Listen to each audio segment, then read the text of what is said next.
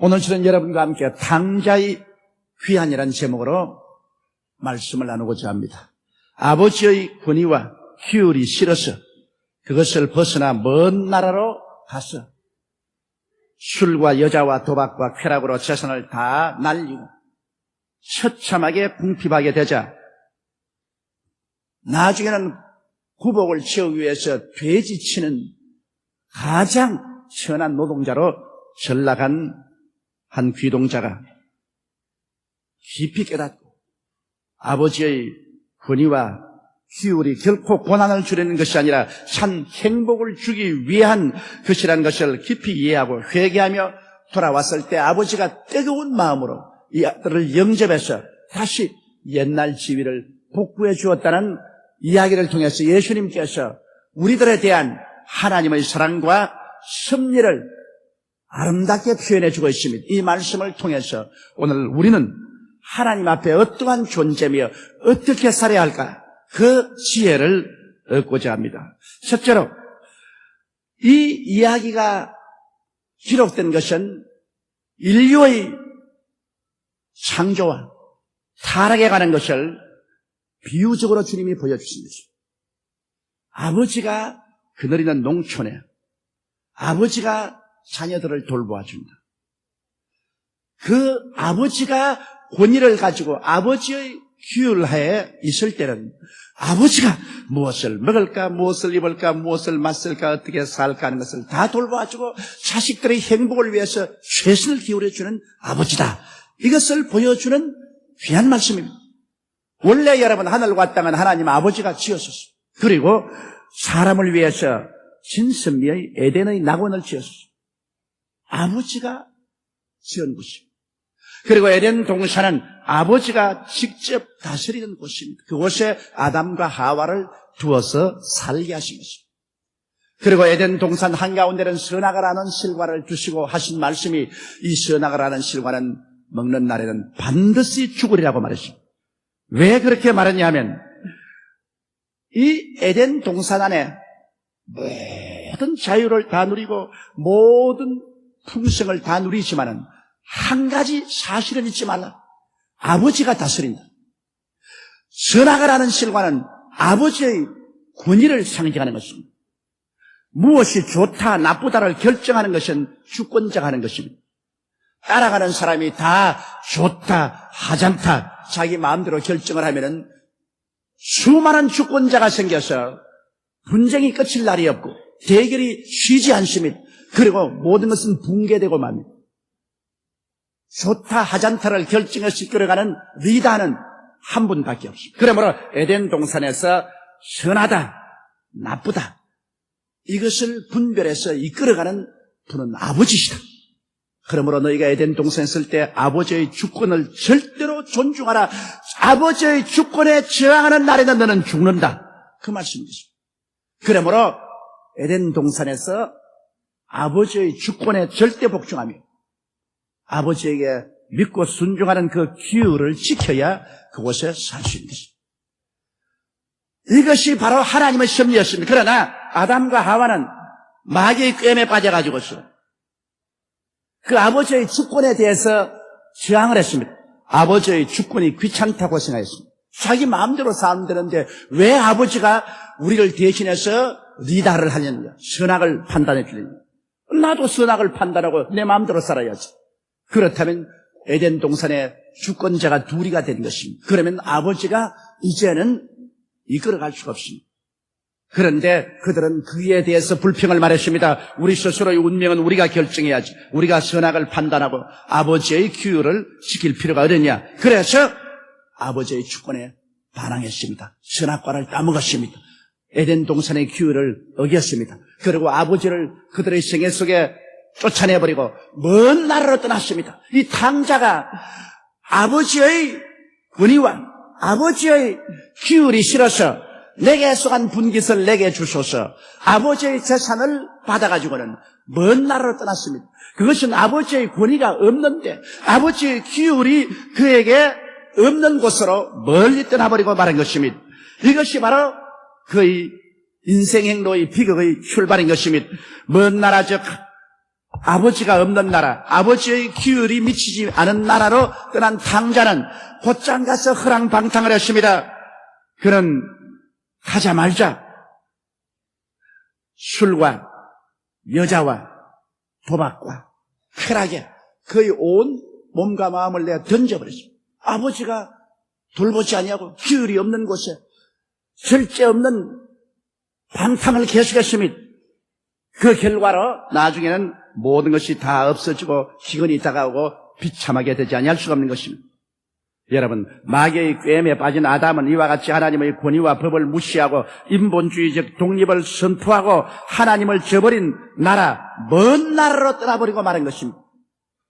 오늘날 예수를 믿지 않고 하나님을 모르는 사람들은 모두 다 먼 나라에서 지금 살고 있는 것입니다. 하나님의 나라가 아닌 먼 나라로 떠나버리고 그거 삽니다. 하나님의 권위도 인정하지 아니하고 하나님의 법도 인정하지 않습니다. 그 먼 나라에는 이기주의와 탐욕과 정욕의 노예가 되어서 삽니다. 그 결과로 아담과 하와이 오늘날 하나님 없는 나라, 하나님의 기율을 저버린 백성들이 사는 삶은 바로 기근의 삶인 것입니다.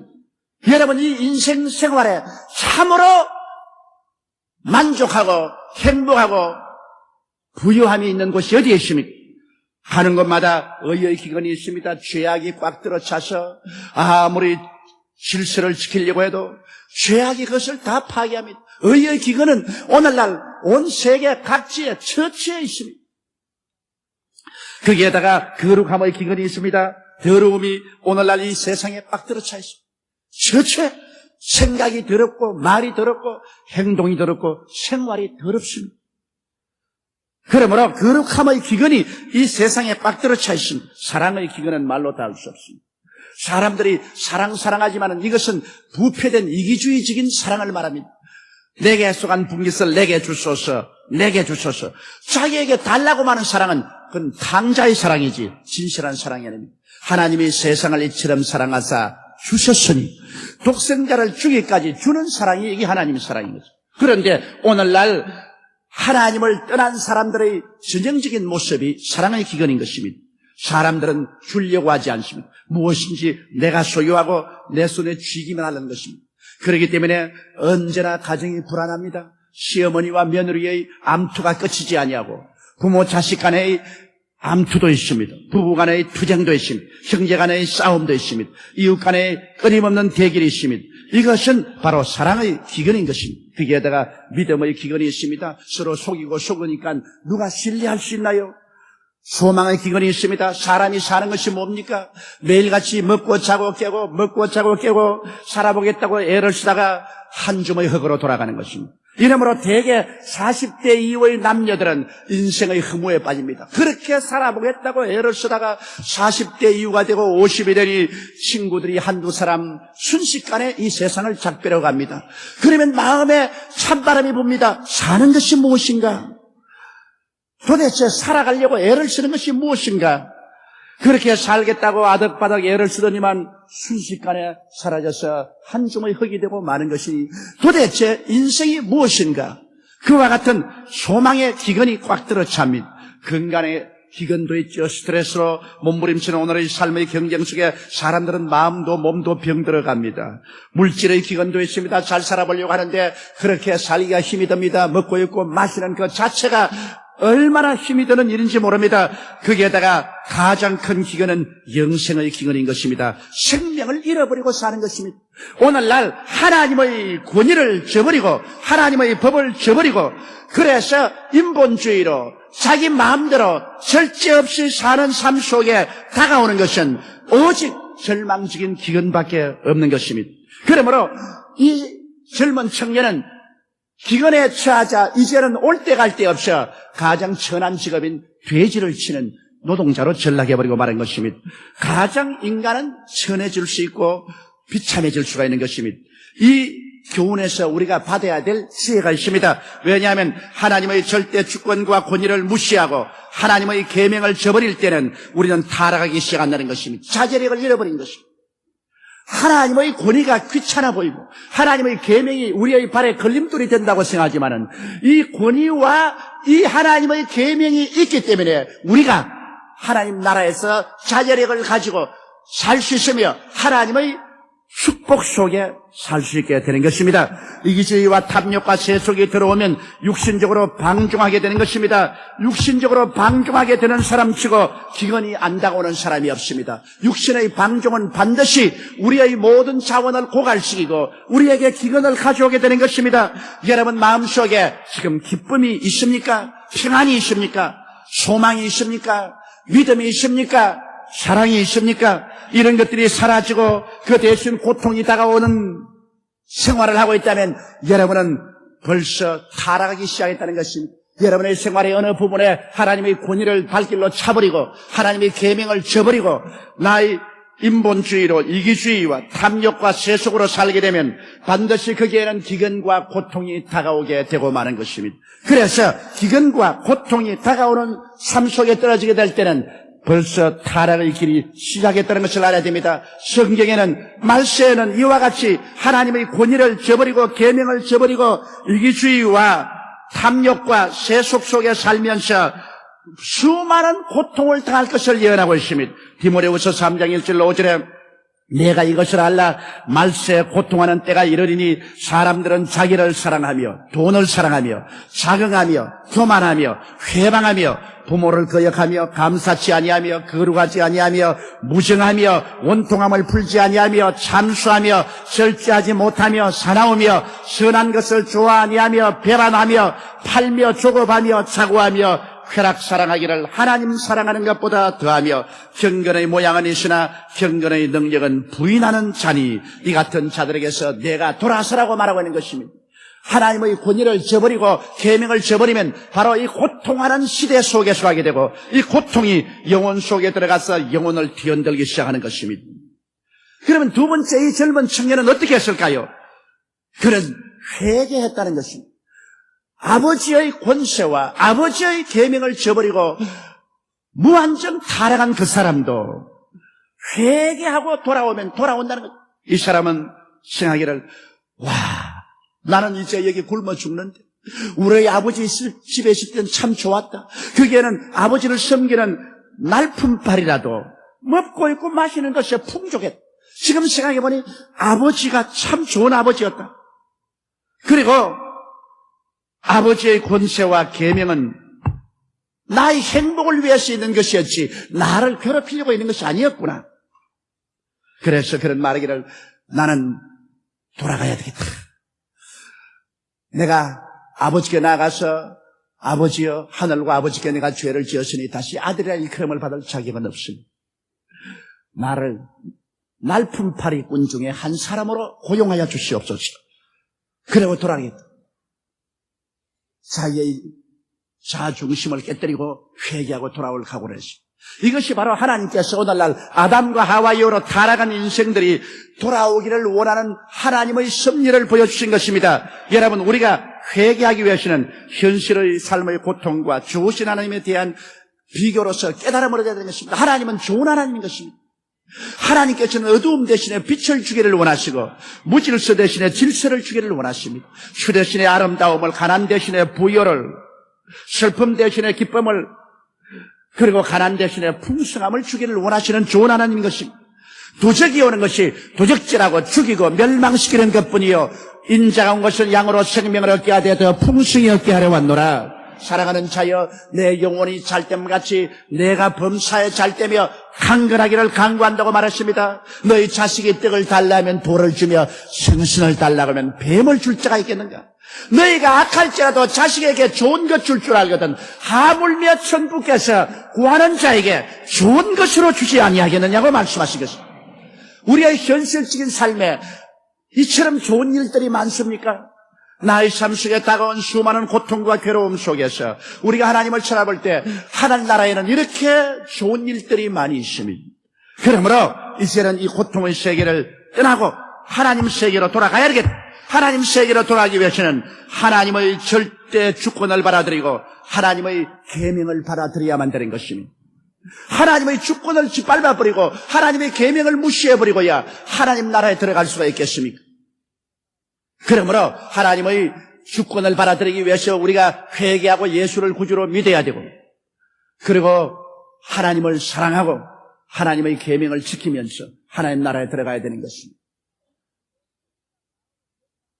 그러기 위해서 우리가 마음의 결단을 내려야 되는데, 마음의 결단은 죄를 먼저 회개하고 고백하는 것입니다. 아버지를 떠나서 이 세상에 살아온 그 모든 죄를 우리가 고백하는 것입니다. 이 청년은 말했습니다. 내가 하늘과 아버지께 죄를 범하였어. 이제 아들이라 일컬음을 받지 못하겠습니다. 종 중에 하나로 보아주시옵소서.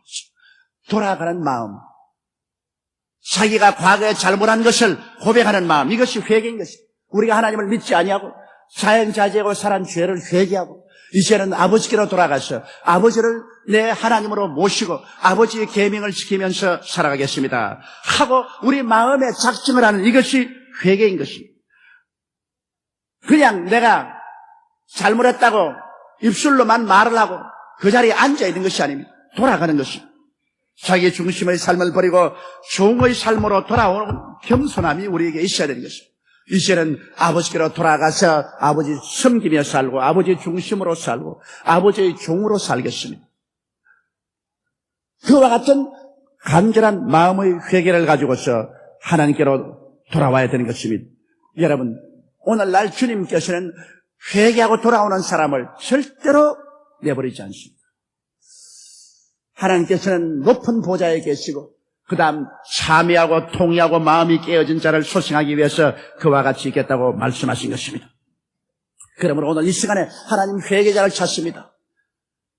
여러분, 산중에 보면은 나 같은 죄인 살리사 하는 그 찬송을 준 존 뉴턴 같은 사람들, 그런 흉악한 사람이죠. 그 어머니는 정말 좋은 신자였고 나날이 그 아들 존 뉴턴을 위해서 간절히 기도했지만은 그는 돈벌이 하기 위해서 노예 상인이 되었습니다. 그는 총을 들고 아프리카에 가서 아프리카에 있는 사람들을 짐승처럼 사냥해서 잡아서 화물선에 가득가득 채워가지고 태서양을 건너서 북미와 남미에 가서 팔아먹었습니다.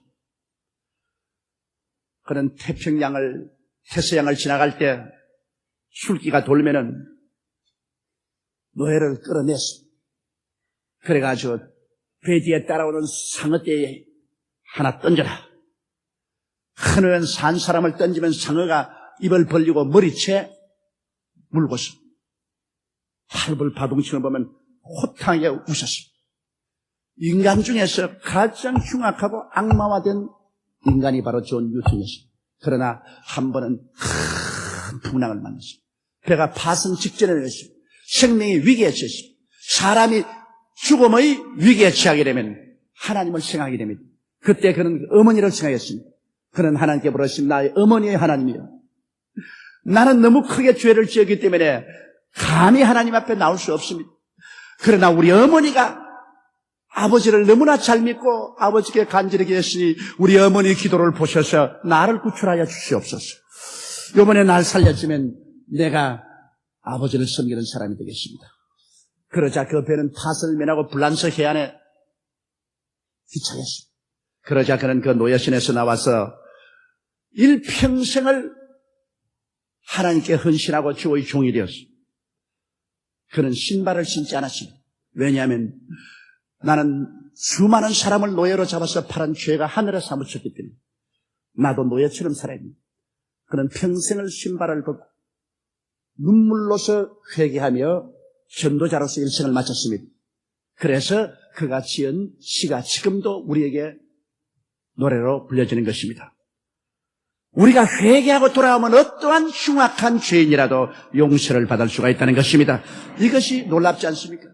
이 방탕한 아들이 돌아올 때 아버지가 그 아들에게 어떠한 죄목도 덮어씌우지 않습니다. 그러므로 오늘 이 이야기에서 세 번째 환영하시는 하나님을 우리가 깨달아야 되겠습니다. 이 아들이 아버지께로 돌아오니 아버지가 기다리고 있다가 뛰어나옵니다. 그는 아버지의 무릎에 엎드려서 하늘과 아버지께 죄를 지었사오니 이제는 아들이라 칭함을 받을 자격이 없습니다. 날품팔이 중요한 사람으로 보아주시옵소서. 그렇게 그가 스스로를 낮출 때 아버지는 그 아들을 끌어안았습니다. 돼지 우리에서 지냈기 때문에 폐비 냄새가 나고 더럽고 병들고 형편없습니다. 그런 아들을 아버지가 끌어안았습니다. 그리고 그 얼굴에 입 맞췄습니다. 그러고는 그 아버지가 말했습니다. 종들에게 제일 좋은 옷을 갖다 입혀라. 손에 가락지를 끼워라. 신발을 신겨라. 우리에 가서 제일 살찐 송아지를 잡아라. 우리 먹고 즐기자. 내 이 아들은 죽었다가 살아났다, 잃었다가 얻었다 기뻐하는 것이 마땅하다. 이 아버지의 심정을 여러분 한번 생각해 보십시오. 바로 이 이야기를 통해서 하나님 아버지께서는 하나님 아버지의 심정을 우리가 알아주기를 원하고 계신 것입니다. 여러분, 우리 하나님 아버지께서 죄 지은 우리들에 대한 초청장이 있습니다. 바로 십자가입니다. 하나님이 세상을 이처럼 사랑하사 독생자를 주셨으니 누구든지 저를 믿으면 멸망하지 않고 영생을 얻으리라. 그 아들 예수를 보내시사 탕자인 우리들이 돌아올 수 있는 길을 열기 위해서 하나님은 그 아들을 십자가에 못 박았습니다. 우리가 지은 죄를 그 아들에게 맡기고, 우리가 지은 죄를 불의를 그 아들에게 맡기고, 우리가 지은 반역의 죄, 불순종의 죄를 그 아들에게 다 맡겼어. 그 맏아들 예수 그리스도를 십자가에 못 박아 찢고 피를 흘리고 무자비하게 심판하셔서 우리의 죄를 다 청산시키시고 우리가 믿음으로 아버지께 돌아올 길을 열어놓은 것입니다. 이 사랑 이외에 더 큰 사랑이 어디에 있습니까? 온 천하를 다 뒤져봐도, 온 인류 역사를 다 살펴봐도 하나님이 우리를 위해서 베푸는 그 사랑은 견줄 데가 없는 것입니다. 우리가 회개하고 자복하고 아버지께로 돌아옵니다. 아버지의 권세를 인정하고 아버지의 계명을 받아들이며 우리 아버지께로 돌아오면 우리 아버지께서는 예수 그리스도의 십자가를 통하여 우리를 영접해 주신 것입니다. 하나님은 십자가 대문 밖에서 기다리고 계신 것입니다. 예수님의 피가 철철 흐른 그 십자가 대문에서 우리 하나님께서는 탕자가 된 우리들이 돌아가기를 밤낮으로 기다리고 계신 것입니다. 성령을 보내셔 우리를 권면하고 계신 것입니다. 우리가 회개하고 돌아오면 하나님 뭐라고 말하냐입니까? 천사들로 말합니다. 빨리 저 더러운 죄의 누더기를 벗겨라. 그리고 내 아들 예수가 피로 씻어 만든 의의 옷을 입혀라. 우리는 아무 공로가 없는데 우리의 죄의 누더기를 벗겨주시고 예수 그리스도의 피로 값주고 산 의의 옷을 입혀서 우리를 하여금 용서받은 의인으로 만들어주고 마는 것입니다. 우리의 행위로 말미암아 된 것이 아닙니다. 하나님의 사랑과 자비로 영원히 우리에게 의인으로 만들어주시고 의의 옷을 입혀주시는 것입니다. 이 얼마나 놀라운 것입니까? 사람들마다 자기의 선한 행위를 가지고 하나님 앞에 서려고 하지만은 모든 사람이 죄를 범하였으니 하나님의 영광에 이르지 못합니다. 그러나 누구든지 죄를 믿으면 용서받은 의인이 되어버리고 마는 것입니다. 그리고 말합니다. 손에 가락지를 끼워라. 이 가락지는 뭡니까? 여러분, 옛날 중동에서는 가족들은 그 가락지에 이름을 새깁니다. 아버지 이름, 어머니 이름, 형제간의 이름들을 다 새긴 반지인 것입니다. 이 반지를 낀다는 것은 바로 그 가족 중에 하나가 되었다는 것을 의미하는 것입니다. 우리가 주님께로 나오면 주님께서 반지를 끼워라. 이것은 무슨 의미입니까? 우리를 하여금 아버지와 아들과 성령의 이름으로 세례를 베풀어서 아버지와 아들과 성령이 계시는 삼위일체 하나님의 가족으로 만들어주시는 것입니다. 그리고 아버지와 아들과 성령의 영인 성령으로 인을 쳐주시는 것입니다. 그래서 우리는 보통 사람도 아니요 천사도 아니요 바로 아버지와 아들과 성령이 계시는 삼위일체 하나님의 가정의 자녀가 되어버리고 마는 것입니다. 반지를 끼워라. 이 얼마나 놀라운 것입니까? 이 세상의 천사도 아버지와 아들과 성령의 이름으로 세례 못 받습니다. 오직 회개가 들어오는 죄인은 성부와 성자와 성령의 이름으로 세례 받는다는 것은 아버지의 나라에서 태어난다 그 말인 것입니다. 내가 세상에 죽고 아버지의 나라에서 태어난다. 그러므로 우리는 아버지와 아들과 성령의 이름을 우리가 가진 반지를 끼게 되는 것입니다. 이제는 하나님의 가족들인 것입니다. 하나님의 친자녀인 것입니다. 옆에 있는 사람이가 당신은 하나님의 친자녀입니다. 그렇게 말씀합니다. 우리는 반지를 끼고 있습니다.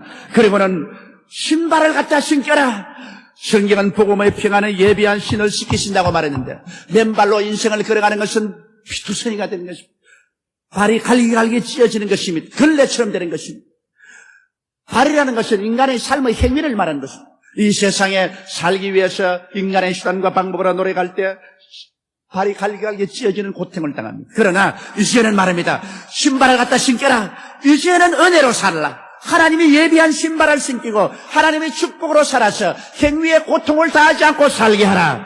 평안의 예비한 신발을 신겨라. 내가 모든 삶을 다 예비해 놓았으니 이제 나를 믿고 평안하게 인생을 살아가도록 하라. 할렐루야. 아버지께로 돌아왔으니 이제 아버지가 돌봐주는 것이죠. 내가 내 운명을 돌봐주지 않습니다. 아버지 슬하에 있을 동안에는 아버지가 무엇을 먹을까, 무엇을 입을까, 무엇을 마실까, 어떻게 살고를 다 예비해 놓았습니다. 그걸 믿음으로 그 신발을 신고 살아가면 우리는 평안하게 살아갈 수가 있는 것입니다. 그리고 아버지는 말했습니다. 살찐 송아지를 잡아라. 빼빼 말라 병들어 팔 수도 없는 송아지를 잡아라. 그렇게 말하잖아요. 살찐 송아지를 잡아라. 우리가 먹고 즐기자. 이 내 아들은 죽었다가 살아나시며 잃었다가 얻었다. 우리 하나님께서는 여러분과 제가 하나님께로 돌아오면 우리에게 살찐 송아지를 잡기를 원하시는 것입니다. 우리 하나님 아버지께서는 기근에 취한 우리들의 마음속에 살찐 평안을, 살찐 기쁨을, 살찐 사랑을, 살찐 믿음을, 살찐 소망을, 살찐 의를 허락하여 주시기를 원하시는 것입니다. 풍성하게 주시기를 원하는 것입니다. 야훼는 나의 목자시니 내게 부족함이 없으리로다. 내 잔이 넘치나이다. 우리 하나님은 좋은 하나님이십니다. 살찐 송아지를 잡기를 원하죠. 염소 새끼 한 마리도 안 주는 그러한 하나님이 아니신 것입니다. 우리 하나님이 좋은 하나님인 것을 알아야만 되는 것입니다. 그리고 우리가 먹고 즐기자고 말한 것입니다. 우리 하늘나라는 언제나 잔치입니다. 하나님 아버지와 그 아들 예수와 성령과 함께 우리는 구원받은 그 기쁨의 잔치 속에 살아야 될 것인 것입니다. 이러기 위해서 우리가 하늘나라에 들어왔으면 이제부터는 아버지의 권위를 절대로 인정해야 되는 것입니다. 하늘과 땅과 세계와 그 가운데 모든 것을 지으신 유일무이한 주인 되시는 절대 주권자 아버지를 중심으로 모시고 내 중심으로 살지 않고 그 다음에는 아버지의 기뻐하시는 계명을 지키고 살아야 되겠습니다. 아버지의 법을 지키고 살아야 됩니다. 그럴 때 아버지 나라에서 우리는 평안하게 살고 아버지의 큰 은총 속에 살며 우리의 모든 삶을 하나님 아버지께서 친히 돌보아 주시는 것입니다. 아버지가 친히 돌봐주는 그 세계 속에 들어와서 사십시오. 아버지가 돌봐주는 세계는 아버지의 주권이 확실히 성립되고 아버지의 계명이 있는 세계인 것입니다. 그것이 귀찮다고 생각하지 마십시오. 그것을 떠난 곳에는 오직 방탕과 기근밖에 없는 것입니다. 우리 고개 숙여 기도드리겠습니다. 전능하시고 거룩하신 우리 아버지 하나님, 우리는 다 우리 조상 아담과 하와의 혈통을 통해 태어나서 탕자로서 살았습니다. 아버지의 주권도 인정하지 않냐고 계명도 저버리고 이기주의와 탐욕과 쾌락주의의 노예가 되어 온 세상의 기근을 다 체험하면서 살아오고 있습니다. 행복도 기쁨도 소망도 믿음도 사랑도 없이 살아왔습니다. 내 아버지 하나님이시여 탕자의 삶을 이제 저버리고 우리 성령님의 인도를 쫓아 아버지께로 다 돌아왔고 또 돌아오기를 원하옵나이다. 십자가의 보혈을 통해서 돌아와서 아버지 중심으로 서고 그 계명을 지키며 하나님을 섬기고 살찐 송아지를 먹으며 잔치하는 곳에서 사는 우리들이 다 되게 도와주시옵소서. 우리 주 예수님 이름으로 기도드리옵나이다. 아멘.